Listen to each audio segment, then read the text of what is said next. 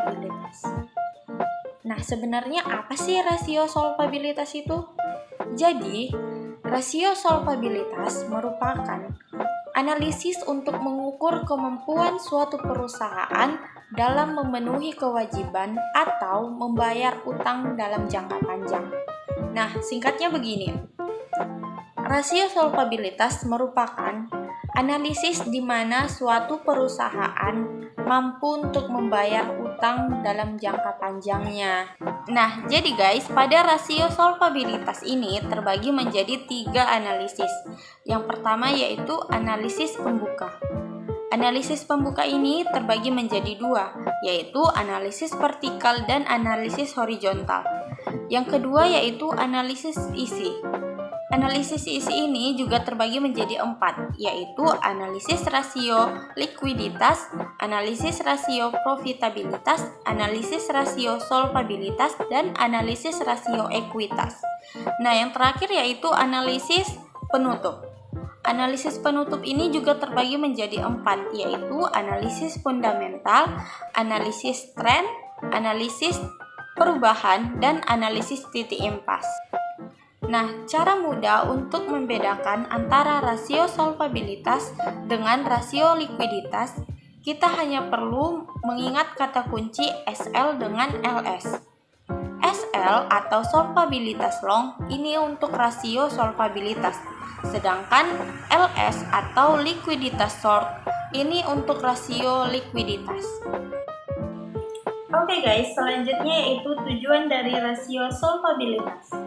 Nah, jadi sebenarnya apa sih tujuan perusahaan menggunakan rasio solvabilitas ini?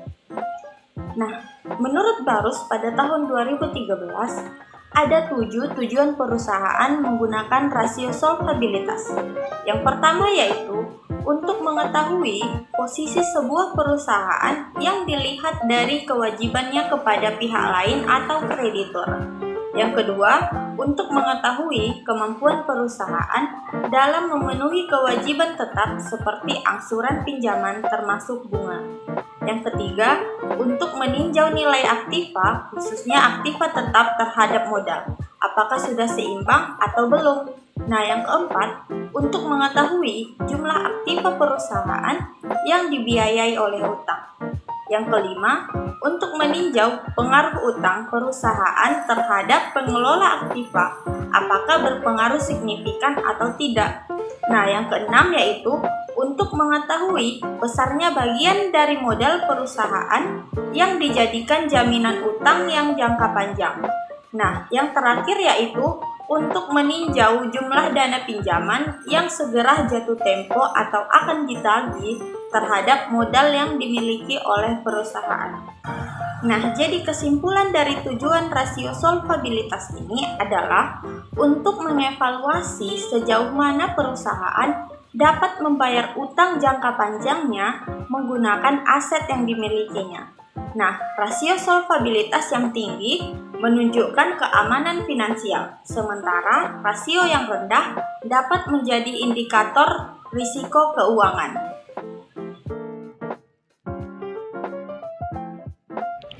Baiklah, saya Tuti Triulin akan membahas mengenai manfaat dan juga jenis-jenis dari rasio solvabilitas.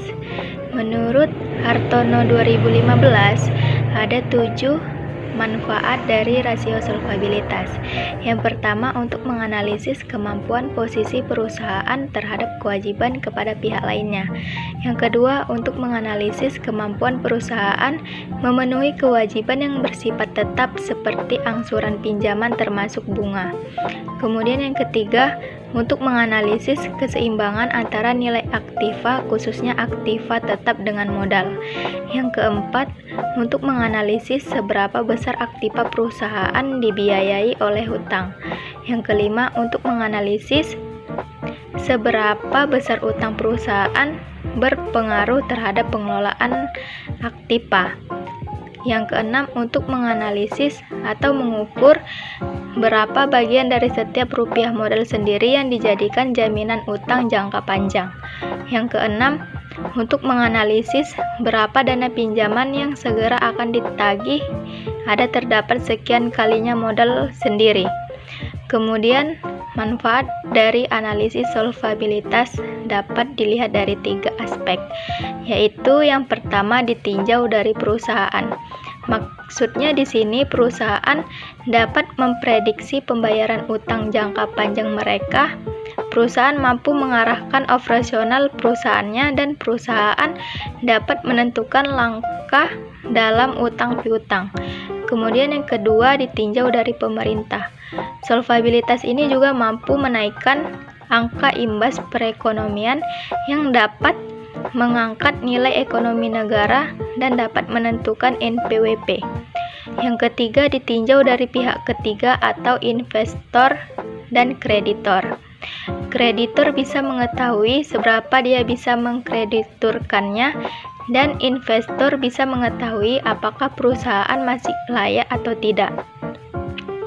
Kemudian, jenis-jenis analisis rasio solvabilitas. Pada analisis solvabilitas terdapat beberapa jenis analisis rasio solvabilitas, yaitu RUTA dan juga RUTE. Yang pertama RUTA atau debit to asset ratio. Debit ratio merupakan rasio utang yang digunakan untuk mengukur perbandingan antara total utang dengan total aktiva. Dengan kata lain, seberapa besar aktiva perusahaan dibiayai oleh utang atau seberapa besar utang perusahaan berpengaruh terhadap pengelolaan aktiva. Kemudian rumusnya yaitu RUTA sama dengan hutang jangka panjang dibagi total aset dikali 100%. Kemudian yang kedua, RUTE atau debit to equity ratio merupakan rasio yang digunakan untuk menilai utang dengan ekuitas. Rasio ini diukur dengan cara membandingkan antara seluruh utang termasuk utang lancar dengan seluruh ekuitas. Rasio ini berguna untuk mengetahui jumlah dana yang disediakan peminjam atau kreditor dengan pemilik perusahaan. Di sini rumusnya RUTE sama dengan utang jangka panjang dibagi total ekuitas dikali 100%. Langsung saja kita memasuki contoh soal berikut. Jika diketahui PT Akbar Indomakmur memiliki utang jangka panjangnya sebesar 4.202.504.467 rupiah, kemudian total asetnya sebesar 20.784.194.476 rupiah, dan total ekuitasnya sebesar 12.775.577.887 rupiah. Dan diketahui pula nilai likuiditasnya sebesar 5,91% dan 0,86%. Tentukan nilai RUTE dan RUTA dari soal di atas dan berikan kesimpulan apakah perusahaan dinyatakan sehat atau tidak sehat. Nah, sebelum kita menjawab soal tadi, teman-teman harus mengetahui rumus dari RUTA dan RUTE tadi ya teman-teman. Jadi rumus RUTA ialah utang jangka panjang dibagi dengan total aset dikali dengan 100%. Dan rumus RUTE ialah utang jangka panjang dibagi dengan total ekuitas dikali 100%. Langsung saja kita implementasi dari soal-soal tadi ya. Utang jangka panjang tadi kita ketahui 4.202.504.467 rupiah, dan total asetnya tadi 20.784.194.476. Jadi nilai utang jangka panjang tadi kita bagikan sama total aset tadi, kemudian kita kalikan 100%. Jadi hasilnya teman-teman 0,20%. Sedangkan nilai RUTE-nya ialah utang jangka panjang tadi 4.202.504.467 rupiah tadi kita bagikan dengan nilai ekuitasnya. Nilai ekuitasnya tadi berapa? 12.775.577.887 rupiah dikali 100%. Jadi hasilnya yaitu 0,32%. Kemudian kita berikan kesimpulan. Jadi untuk menentukan sehat atau tidak sehatnya suatu perusahaan, maka teman-teman harus membandingkan nilai likuiditasnya dan nilai solvabilitasnya. Dengan satu catatan, nilai solvabilitas itu tidak boleh lebih tinggi dibandingkan dengan nilai likuiditasnya. Kenapa? Karena jika nilai solvabilitasnya lebih tinggi, maka perusahaan akan dikatakan rugi dikarenakan tidak mampu membayar utang dalam jangka panjang.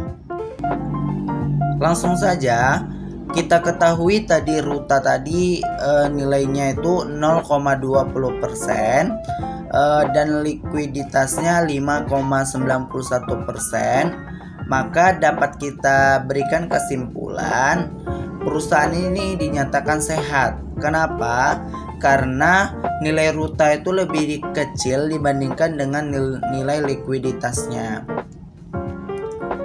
Sedangkan kemudian nilai rutenya tadi 0,32% dan nilai likuiditasnya yaitu 0,86%, maka perusahaan akan kita nyatakan sehat dikarenakan nilai solvabilitas lebih kecil dibandingkan dengan nilai likuiditasnya. Dapat kami simpulkan bahwa analisis solvabilitas ialah kemampuan perusahaan untuk membayar hutangnya dalam jangka panjang.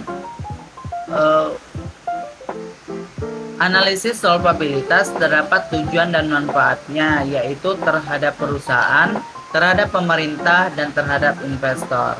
Dan analisis solvabilitas terdiri dari rasio utang terhadap aset dan rasio utang terhadap ekuitas. Dapat digarisbawahi bahwasannya analisis solvabilitas ini belum bisa dihitung apabila teman-teman belum menghitung analisis likuiditas. Terima kasih.